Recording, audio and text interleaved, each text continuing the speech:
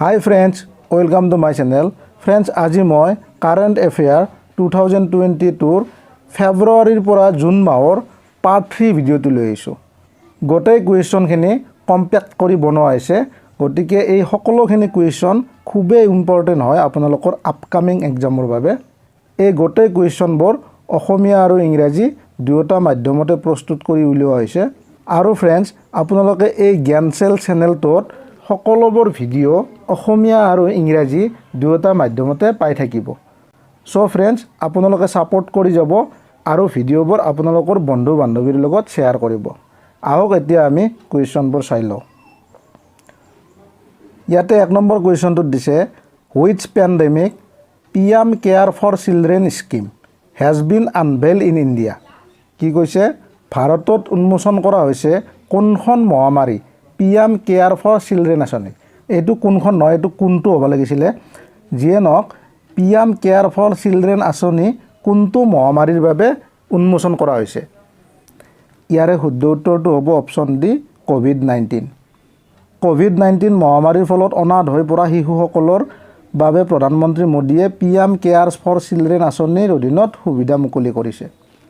Friends, আপোনালোকে এক্সপ্লেনেশ্যনবোৰ চাই যাব। মই এক্সপ্লেনেশ্যনবোৰ কৈ নাযাওঁ, কাৰণ এক্সপ্লেনেশ্যনবোৰ কৈ গ'লে ভিডিঅ'টো বেছি দীঘলীয়া হয়। আপোনালোকে ভিডিঅ'টো পজ কৰি এক্সপ্লেনেশ্যনবোৰ চাই যাব। নেক্সট কুৱেশ্যনটো চাব। নেক্সট 2 নম্বৰ কুৱেশ্যনটোত দিয়া আছে, world environment day is being celebrated on which day. কোনটো দিনত বিশ্ব পৰিৱেশ দিৱস পালন কৰা হয় বা পালন কৰা হৈছে? এইটো আমি সকলোৱে জানো, প্ৰতি বছৰে 5 জুন তাৰিখে বিশ্ব পৰিৱেশ দিৱস পালন কৰা হয়। ইয়াৰে চি অপশ্যনটো শুদ্ধ হ'ব। নেক্সট কুৱেশ্যনটো চাব। নেক্সট 3 নম্বৰ কুৱেশ্যনটোত দিয়া আছে, which team on the title of IPL 2022। 2022ৰ IPLৰ খিতাপ কোনে দখল কৰিছে? ইয়াৰে শুদ্ধ উত্তৰটো হ'ল option B, Gujarat Titans. Next কুৱেশ্যনটো চাব। নেক্সট 4 নম্বৰ কুৱেশ্যনটোত দিয়া আছে, which state has decided to abolish the physical stamp papers in an attempt to bring efficiency and check the pilferage of state revenue. কি কৈছে? দক্ষতা আনিবলৈ আৰু ৰাজ্যৰ ৰাজহ চুৰি পৰীক্ষা কৰাৰ প্ৰয়াসত কোনখন ৰাজ্যই ভৌতিক ষ্টেম্প পেপাৰ বিলুপ্ত কৰাৰ সিদ্ধান্ত লৈছে? মানে ফিজিকেল ষ্টেম্প পেপাৰৰ ঠাইত ষ্টেম্প পেপাৰ আৰম্ভ কৰিছে। ইয়াৰে শুদ্ধ উত্তৰটো হ'ল অপশ্যন এ, পাঞ্জাৱ। ইয়াতে এক্সপ্লেনেশ্যনটো চাব। পাঞ্জাৱ চৰকাৰে কাৰ্যক্ষমতা আনি ৰাজ্যিক ৰাজহ চুৰি তদাৰক কৰাৰ প্ৰয়াসত ভৌতিক ষ্টেম্প পেপাৰ বিলুপ্ত কৰাৰ সিদ্ধান্ত গ্ৰহণ কৰিছে। নেক্সট কুৱেশ্যনটো চাব। নেক্সট 5 নম্বৰ কুৱেশ্যনটোত দিয়া আছে, ডক্টৰ এছ সোমনাথ। এই নামটো আপোনালোকে মনত ৰাখিব। এখেত বৰ্তমান ইছৰোৰ চেয়াৰমেন হয়। The chairman of ISRO inaugurated Ananth technologies spacecraft manufacturing unit at which state. এই নামটো এইকাৰণে মনত ৰাখিব দিছোঁ, কাৰণ কাৰেণ্ট এফেয়াৰত ইছৰো চেয়াৰমেনৰ নামটো প্ৰায় সোধা দেখা পোৱা যায়। চ' আপোনালোকে নামটো মনত ৰাখিব। ইয়াতে কুৱেশ্যনটোত কি কৈছে? ইছৰোৰ অধ্যক্ষ ডক্টৰ এছ সোমনাথে কোনখন ৰাজ্যত উদ্বোধন কৰে অনন্ত টেকনলজিৰ মহাকাশযান নিৰ্মাণ ইউনিট। মানে অনন্ত টেকনলজিৰ মহাকাশযান নিৰ্মাণ ইউনিটটো কোনখন ৰাজ্যত উদ্বোধন কৰে? ইয়াৰে শুদ্ধ উত্তৰটো হ'ব option number D, Karnataka. Next কুৱেশ্যনটো চাব। নেক্সট 6 নম্বৰ কুৱেশ্যনটোত দিয়া আছে, which state has launched faceless RTO। RTO মানে হ'ল ৰোড ট্ৰেন্সপৰ্ট অফিচ। কি কৈছে? কোনখন ৰাজ্যই আৰম্ভ কৰিছে মুখহীন RTO? মুখহীন RTO কোনখন ৰাজ্যই আৰম্ভ কৰিছে? ইয়াৰে শুদ্ধ উত্তৰটো হ'ল অপশ্যন এ, মহাৰাষ্ট্ৰ। ইয়াতে ব্যাখ্যাটো চাব। মহাৰাষ্ট্ৰ চৰকাৰে 6টা পথ নিৰ্মাণ কাৰ্যালয়ৰ সেৱা অনলাইন কৰাৰ সিদ্ধান্ত লৈছে। মানে অনলাইন যোগে হ'ব। নেক্সট কুৱেশ্যনটো চাব।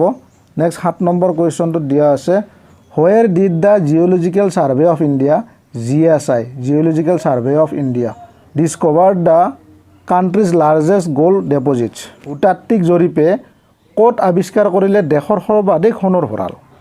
দেশত সৰ্বাধিক সোণৰ ভঁৰাল ক'ত আৱিষ্কাৰ কৰিলে সুধিছে। ইয়াৰে শুদ্ধ উত্তৰটো হ'ব অপশ্যন বি, বিহাৰ। নেক্সট কুৱেশ্যনটো চাব।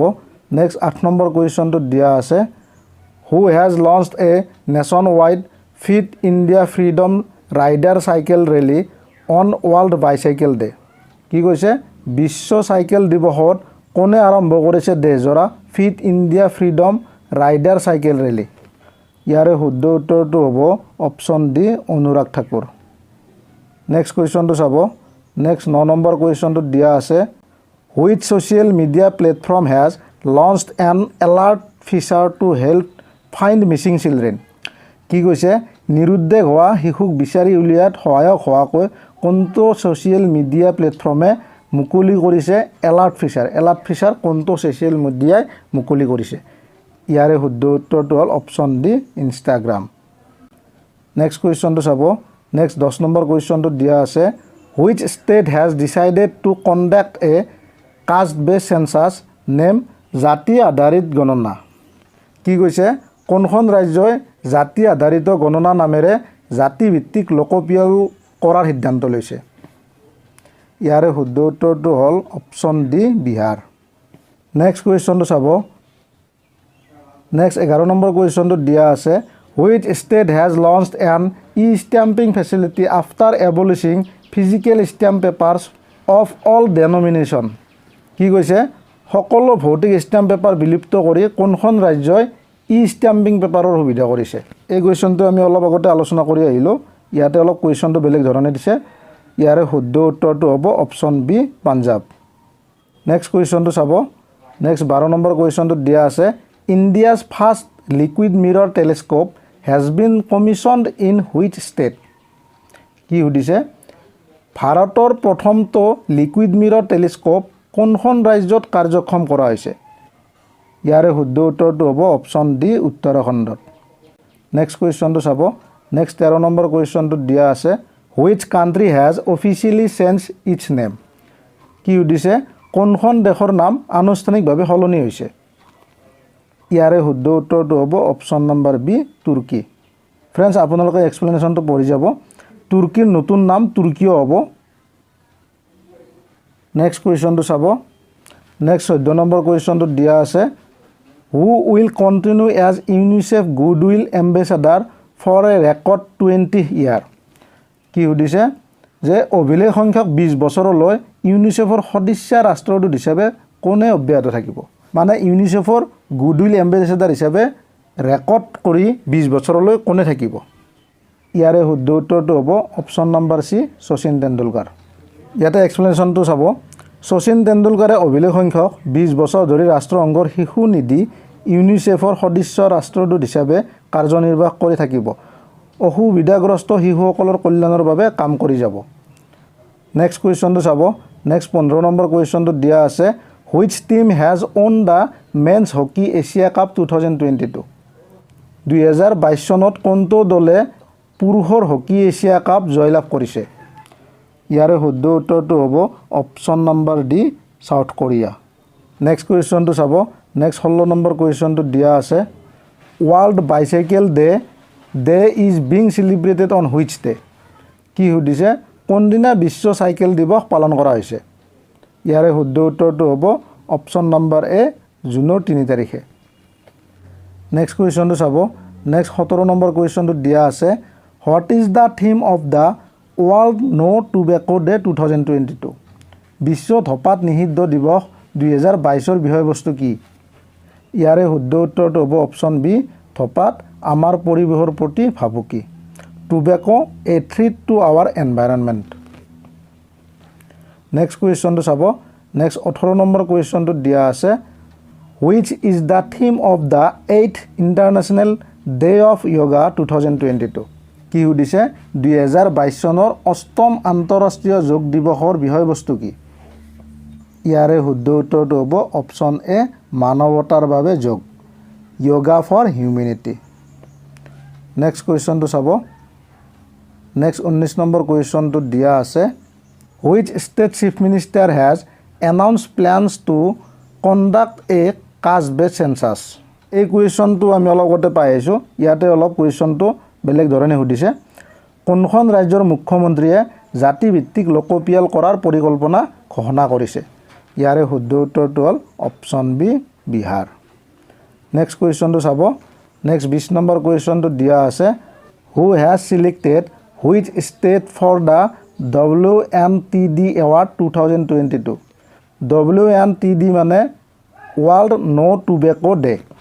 এতিয়া কুৱেশ্যনটোত কি সুধিছে world no tobacco day WNTD বঁটা 2022ৰ বাবে কোনখন ৰাজ্য নিৰ্বাচন কৰিছে? কোনে নিৰ্বাচন কৰিছে? হুৱে নিৰ্বাচন কৰিছে। ৱৰ্ল্ড হেল্থ অৰ্গেনাইজেশ্যনে ভাৰতৰ কোনখন দেশক WNTD বঁটা 2022ৰ বাবে চিনাক্ত কৰিছে? ইয়াৰে শুদ্ধ উত্তৰটো হ'ব option number D, Jharkhand. Friends, এক্সপ্লেনেশ্যনটো চাব। ধঁপাত সেৱন নিয়ন্ত্ৰণৰ ক্ষেত্ৰত কৰা প্ৰচেষ্টাক স্বীকৃতি দি বিশ্ব স্বাস্থ্য সংস্থাই বিশ্ব ধঁপাত নিষিদ্ধ দিৱস বঁটা 2022ৰ বাবে ঝাৰখণ্ডক বাছনি কৰিছে। চ' ফ্ৰেণ্ডছ, আজিৰ আমি এই ভিডিঅ'টোত 20টা কম্পেক্ট কৰি উলিওৱা 2022ৰ ফেব্ৰুৱাৰীৰ পৰা জুনৰ ভেৰি ইম্পৰ্টেণ্ট কুৱেশ্যন আলোচনা কৰিলোঁ। আপোনালোকে কুৱেশ্যনখিনিৰ এনচাৰবোৰ মনত ৰাখিবলৈ চেষ্টা কৰিব। নেক্সট ভিডিঅ'ত আৰু কিছুমান কম্পেক্ট কৰি উলিওৱা ইম্পৰ্টেণ্ট কুৱেশ্যন আপোনালোকৰ বাবে লৈ আহিম। আৰু ফ্ৰেণ্ডছ, মোৰ চেনেলটোলৈ যদি আপোনালোক নতুনকৈ আহিছে তেতিয়াহ'লে ছাবস্ক্ৰাইব কৰিব আৰু বেল আইকনটো প্ৰেছ কৰি দিব। আৰু যদি ভিডিঅ'টো চাই ভাল লাগিছে লাইক কৰিব, শ্বেয়াৰ কৰিব আৰু কমেণ্ট কৰিব। থেংকছ ফৰ ৱাচিং।